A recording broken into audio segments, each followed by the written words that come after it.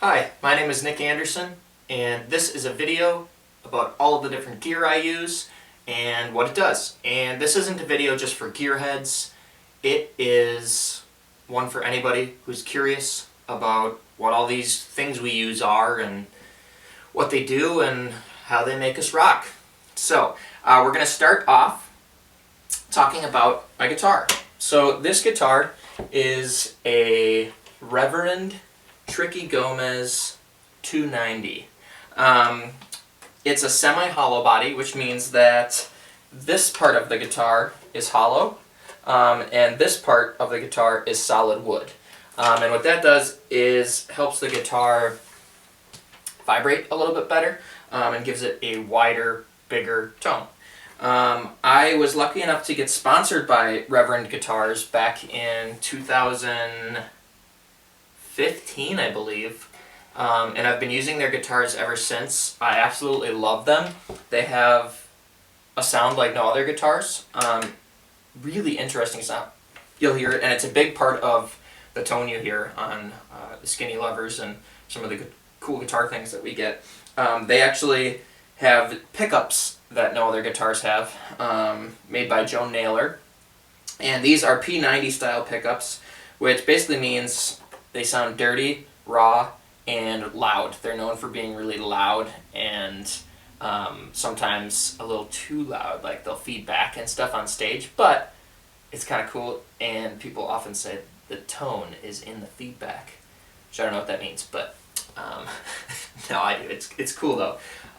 It just gives such a good sound. So we'll hop right into it. The amp I'm using today is a Marshall Origin 50, and it's modeled after the old Marshall amps. It's got a couple of the old Marshall amp tones in it, and then it is switchable to different wattages. So what that means is I can have it on low power mode, I can have it on medium power mode or high power mode, and the higher the power, the more volume you get. And that doesn't necessarily mean if you want to be louder, you go to the next volume, because the amp actually acts differently at different levels of power. So I can drive the amp really hard, push it to the top, put all the knobs to 10 basically at its low power, and that's going to sound a lot different than having the amp low but just increasing the power. And that might not make sense, but basically the way the amps work is the harder you drive them, the more distortion you get, which is that rock and roll sound, but you don't always want that. So, moving on, we'll do more of each individual piece of equipment in other videos, but for now I just want to give an overview. So, let's move on to the pedal board. So, if you can see our pedal board cam in my brand new shoe there, you'll see we've got all different types of things going on. Now, everything starts with the guitar. The guitar plugs in to the pedal board right here, and then it runs through all of these pedals, comes out right here, and then moves all the way back to the amp. There's a couple ways you can do that, but that's the way that I do it. I've tested out the different ways on this particular amp, and that's what sounds best. So right now what you're hearing is just the amp and the guitar. I don't have anything on the pedal board right now. So what I like to do is get a good clean tone where I can hear all of the notes, and it just sounds nice. Then what I do, and this is probably the biggest part of my tone, is I start with this pedal. The Dyna comp is what it's called.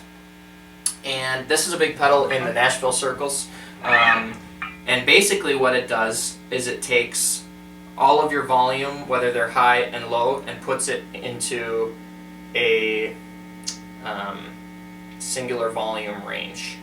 Now that can be good or bad, because if you were trying to play dynamically, you wouldn't want this on so that you could hear the big changes in dynamics. However, I use the Dynacomp less as a compressor, which I just explained is making all the volumes the same, and I use it more to color the tone. So you'll notice that my output is cranked all the way to 10, sensitivity is at about 10 o'clock, and it just gives it a different tone.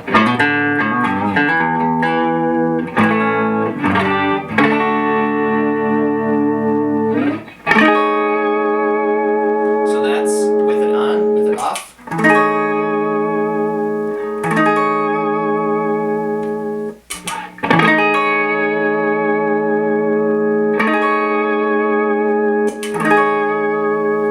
So kind of interesting, it just gives it a little bit, we'll say wetter tone, and crisper. It's interesting. So that's where I start with on my tone. Next thing we've got here is a pedal right here. This is called the JXS Charlie Brown. They don't make it anymore. I believe this was the V2, and basically what this does is it just dirties up the signal a little bit, gives you a little bit of distortion, and this is where I've got my tone for things like Alone in Brooklyn, pretty much the entire song. It dirties it a little bit. So here's where we were,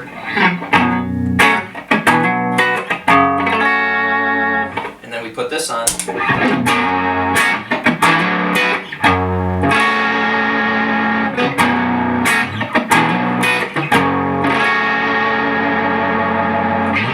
So you can tell it just like it dirties up the tone a little bit. We're not at a full distortion yet. Like we're not just like with distortion, but we're a little dirtier, which is just where we like it.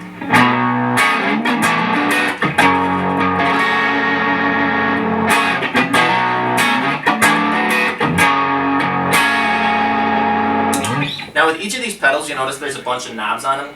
Those all do different things, and it takes a really long time to figure out where you want those knobs based on where the knobs on your amp are as well, because they all intermingle and make different changes. It's very confusing. But I found spots on here that I really like, and then at shows, the only thing I need to change is the volume knob here, because sometimes you need a little louder, sometimes you need a little softer, and basically I try to get all of my pedals to not add volume. I get them to all be around the same volume, so that when I turn this one on, it's not way louder than it was before, and if it is, then I adjust this volume knob to compensate for that. Now there is situations where I do want the pedals to be a little bit louder, and we'll get to that, specifically with the delay, because when I have a delay on, I do want it to be a little bit louder, but we'll get to that. So this is my little bit of dirty Charlie Brown.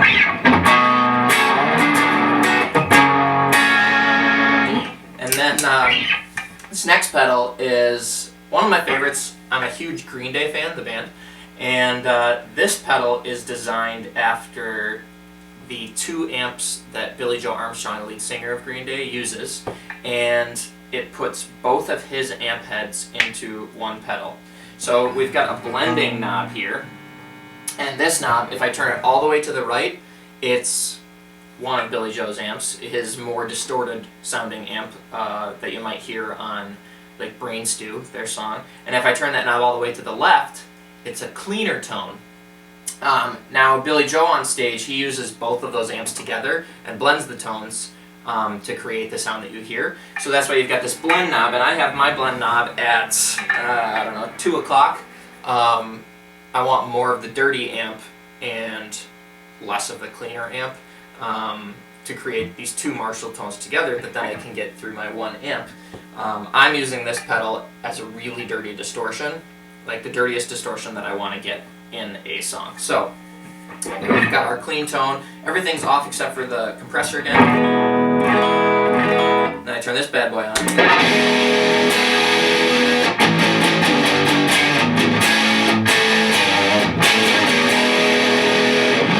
And that's where we're really dirty.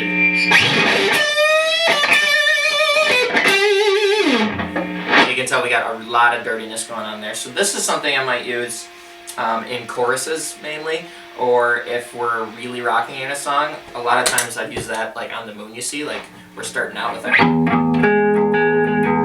And it'll start to get a little dirtier.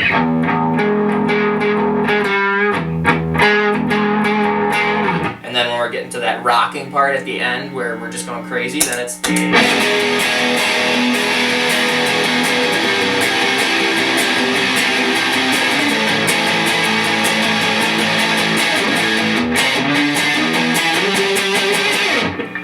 then we're really rocking, and I want it to be just distorted as heck and real dirty. And then, if I'm feeling crazy, you can actually chain these two pedals together to create an even dirtier sound. So I like this pedal, this Charlie Brown broadens the sound, and then I can make it even dirtier with the Dookie pedal. So this is just the Charlie Brown.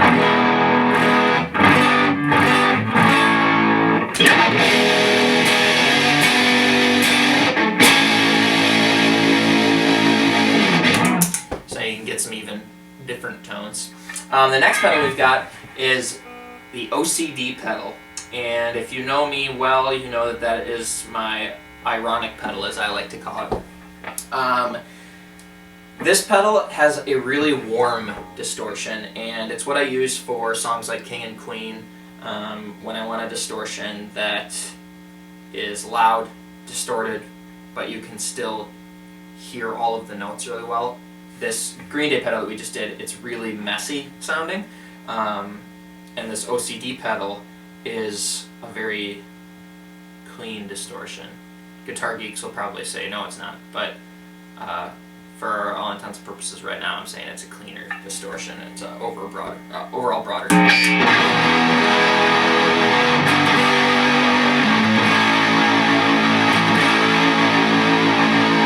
You can kind of tell it's a lot cleaner sounding. This other one is like gritty. Maybe that's the word I'm looking for.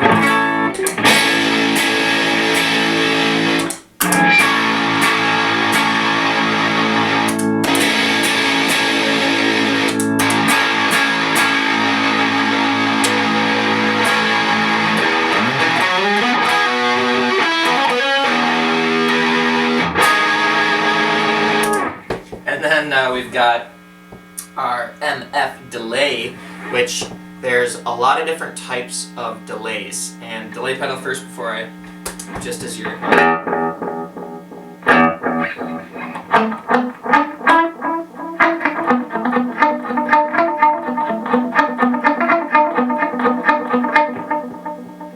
just makes the guitar continue on with what you were playing. There's a ton of different types of delays. Basically, the way that delay was originally made before computers was you would have a sound signal going through different wires and such, and the longer path that it had to travel through the wires, the longer delay that you would get. So when you were changing knobs, you were changing pathways that the sound was going through. Now on computer delays, the computer just basically records that thing that you put in there and spits it out when you want it. Now, I really like analog delays, partly because I just think that the whole thing about them going through longer wires and such is pretty cool. So this is why I got an analog delay. This is the Mini Fugger analog effect.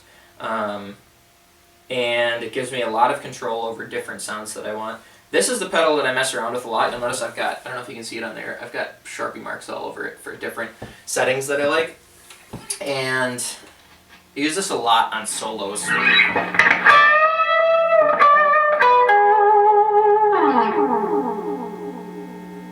Yeah.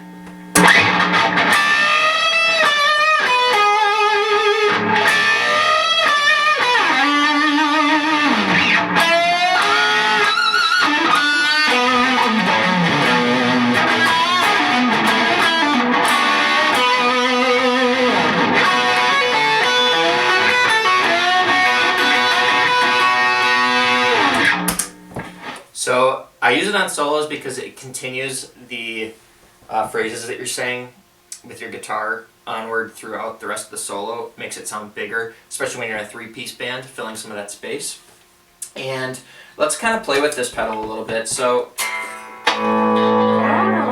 before I said that this pedal I like to be a little bit louder than the rest, that's because most of the time I'm using it as a solo pedal. So when I start solo, I wanted that a little bit louder. So this mix knob here is, oh, that's not the right one, drive. So the drive knob here I can turn up or down based on how much I want it to impact the sound. So we'll turn this way up. So this is my normal volume. And then I turn this on. You notice it got a little bit louder there. So, I'll put that back where it was. We've also got a mix knob on here, and that's the mix between the actual guitar signal that I'm playing and then the guitar signal that's getting spit out, the echoed one. So, oops, not on. So right now, my guitar is a lot louder than it. But if we wanted, we could have a ton of the echo effect coming out. So now I've got more of the echo coming out than my actual guitar. Which you could use for, you know, different weird, cool things.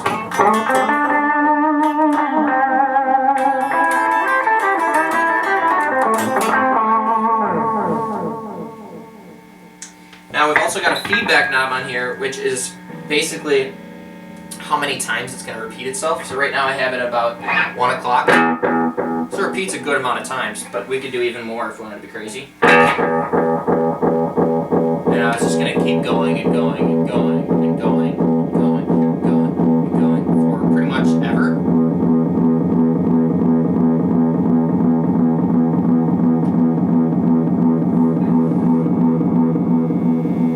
So now I brought it back so it would disappear. But then we've also got the time, which is how fast it's going to repeat. This is a really tough one, especially when you've got multiple songs, because you want things to repeat on the tempo of the song.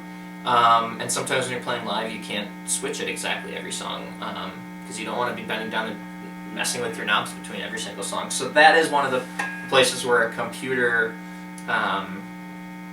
version of delay works better. But we'll mess with this a little bit.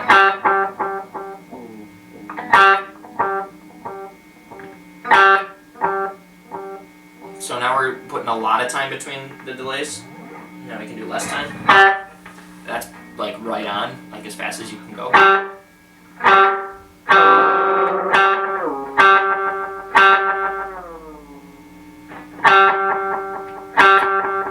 So you can see you can mess with that a little bit, and some of the cool effects that you can do with it is if you move the time as you're playing. So if I'm doing...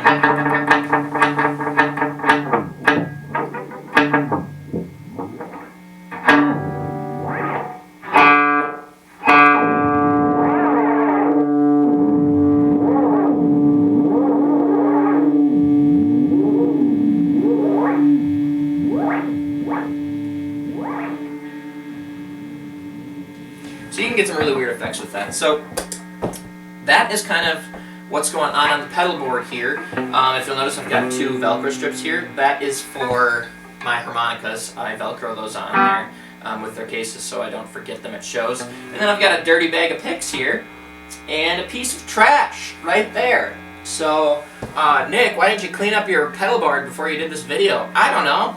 Didn't want it. So... now we're just going to play some guitar. Oh, I didn't talk about this. This pedal right here attaches to the amp. I can hit this boost button here, and it just increases volume, basically. It increases the gain, actually.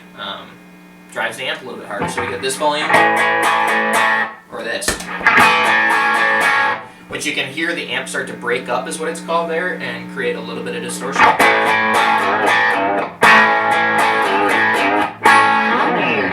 And then this other button here is the FX loop, and this is another way that you can hook your pedals, these glorious things, into your amp.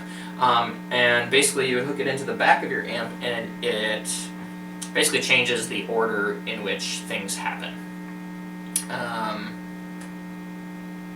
So right now the order is guitar, pedal board, amp. It would change that order. So, let's play around. I've got my pedal cam here, and you can kind of hear the different sounds as we go.